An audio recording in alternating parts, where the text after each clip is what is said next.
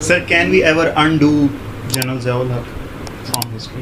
ہم نے ابھی تو شروع بھی نہیں کیا انڈو کرنا جی ریئلائز کرنا تو تھوڑا شروع کر نہیں دیا کہ کیا گیم ہو گیا اپنے ساتھ. میرا نہیں خیال کہ فوج میں ریئلائزیشن ہے, کیونکہ سویلینز میں بہت ہے, لیکن سویلینز کچھ بھی نہیں, ایک ککھ نہیں کر سکتے ہم لوگ, ہمارے سیاستدان ایک ککھ نہیں کر سکتے. پڑھتے لکھتے جو نہیں ہم لوگ, ہمیں کیا پتا ہو.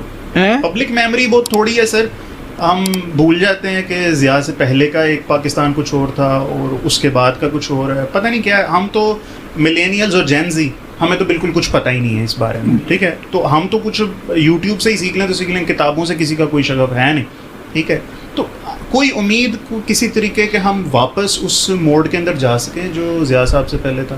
دیکھیے وہ ایک ہی ہے, آپ کی جو تینوں ملٹری اکیڈمیز ہیں, آرمی, نیوی, ایئر فورس, وہ مدرسے ہیں, وہ ریلیجس سکولز ہیں ایک قسم کے. اب پتہ نہیں کیا حالات ہے. ضیاء کے زمانے میں جو کچھ ہوتا تھا, نیوی ایئر فورس پہ بھی امپیکٹ, تو اور کیا, ان میں بھی باجماعت نمازیں ہوئی ہیں. ہاں اچھا صحیح. مطلب میں جب پی ایم اے میں تھا 1971 میں, تو روزے بھی آئے, اور یہ نہیں ہوتا تھا کہ آپ نے زبردستی روزے رکھنے ہیں. اس کے بعد ہم جب پوچھا کرتے تھے ضیاء کے زمانے میں تو خیر ضیاء کے بعد سال ہی نوکری کی نا, چھوڑ دیا, تو پتہ چلتا تھا کہ ملٹری اکیڈمی بالکل ایک مدرسہ بن چکی ہوئی ہے. صحیح. مطلب وہ ایک بندے کا نام میں بھول رہا ہوں, وہ ضیاء کا کوئی حواری تھا. اچھا. وہ آ کے اسلام کے اوپر بڑی گلوریس قسم کی تقریریں, ہمیں بھی کھاریاں میں آ کے, جب ضیاء ابھی چیف آف آرمی اسٹاف بنا ہے, تو اس کے بعد آ کے وہ ہمیں بڑی گلوریس تقریریں کیا کرتا تھا. مطلب یہ باتیں پہلے نہیں ہوتی تھیں. مطلب ہر ایک, میں بڑے اچھے ریلیجس سینئر آفیسرز کو بھی جانتا ہوں, لیکن وہ اپنے لیول پہ ہر کوئی تھا اپنے مذہب کے اوپر کاربند, اور جو نان مسلمز تھے ان کے خلاف کوئی پریجوڈس نہیں تھا. بہت سارے کرسچنز ہوتے تھے فوج کے اندر, اب پتہ نہیں ہیں بیچارے کہ نہیں ہیں. آخری وہ سیمسن اپنا کیا ہمارا دوست, میں نام پورا, صرف نان ریلیجن لوگوں پہ ہی نہیں, سیکٹیرینزم بھی اسی ٹائم پہ نہیں, سیکٹس وغیرہ جو ہوئے زیادہ شیعہ وغیرہ کے خلاف. Maybe Zulfikar Ali Bhutto was a Shia, that's why there was so much hatred against Shiaism. Zulfiqar Bhutto شیعہ تھا؟ As far as I know یہ فیملی شیعہ ہے. اچھا, مجھے نہیں پتا. لیکن میں آپ کو بتاؤں کہ جی 1978 میں نے ریزائن کیا نا, تو میں فوراً پہلے کراچی گیا. اس کے بعد میں ٹرین پہ آ رہا تھا, اور پیسے ویسے تو تھے کوئی نہیں, پھٹا کلاس جسے میں کہتا ہوں, وہ 3rd کلاس میں آ رہا تھا. ٹوائلٹ میں پہلی بار میں نے لکھا ہوا دیکھا, کافر کافر شیعہ کافر.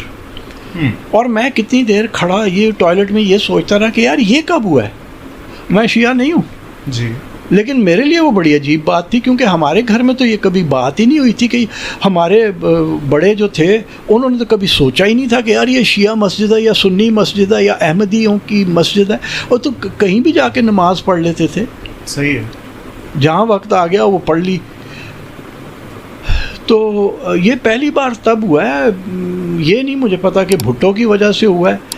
لیکن ضیاء چونکہ خود دیوبندی تھا, تو میرا خیال ہے اس نے یہی سوچا کہ ابھارا اپنے ہی فقہ کو, سب سیکٹ کو ابھارا جائے. بالکل ایسے. بٹ آپ کا میں نے پرسپیکٹیو سنا, آپ کہتے ہیں کہ منافقت بہت زیادہ بڑھ گئی ضیاء کے آنے کے بعد. لیکن ایک مجھے بات بتائیے گا, اگر میں چوک کے اندر سگنل نہ لگاؤں, ٹھیک ہے, لوگ تو رکیں گے نہیں, تو آپ کیوں کہتے ہیں کہ شراب کو لیگلی کر دو؟ مطلب پی تو ہر کوئی رہا ہے. ایک کوئی کیا گند پورا اس کا نام ہے شاید, پتہ نہیں, وہ کہتا ہے کہ جی یہ شہد کی بوتل ہے, تو ایک گنڈا پوری, امین گنڈا پور, اچھا اس کی بات کریں, تو وہ پھر ایک جج بھی پیدا ہو جاتا ہے جو کہتا ہے ہاں ہاں یہ تو شہد کی بوتل ہے. صحیح ہے. مطلب یہ منافقت ہی ہے نا جی, اور کیا ہے. پہلے بھی لوگ پیتے تھے کہ کوئی نہیں, کسی کو پرواہ نہیں ہوتی تھی کہ کوئی دارو پی کے چلا جا رہا ہے اور جھومتا جھامتا جا رہا ہے, کوئی تکلیف نہیں ہوتی تھی, نہ کوئی چھپاتا تھا کہ وہ کوئی پی رہا ہے. شاید ماں باپ سے چھپاتے ہوں گے, گھر والوں سے, لیکن باہر یہاں لاہور میں بھی تو بارز تھیں, آپ خرید سکتے تھے کمرشل بلڈنگ میں.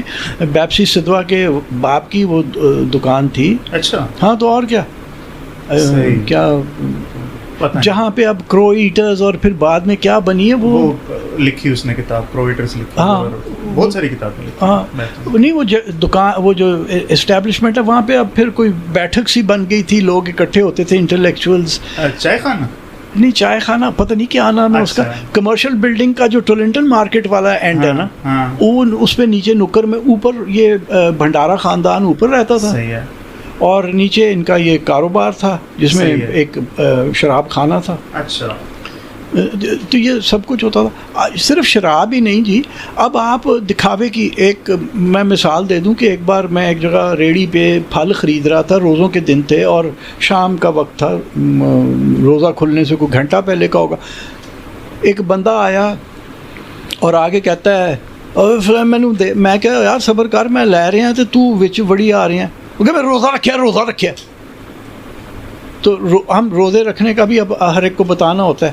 پہلے ہمارا جو فکرے ہوتے تھے وہ اس قسم کے تھے کہ جی جدوں میں سویرے نکلیا نا تو حالی بس ایویں تھوڑی جی چانن ہی ہویا سی,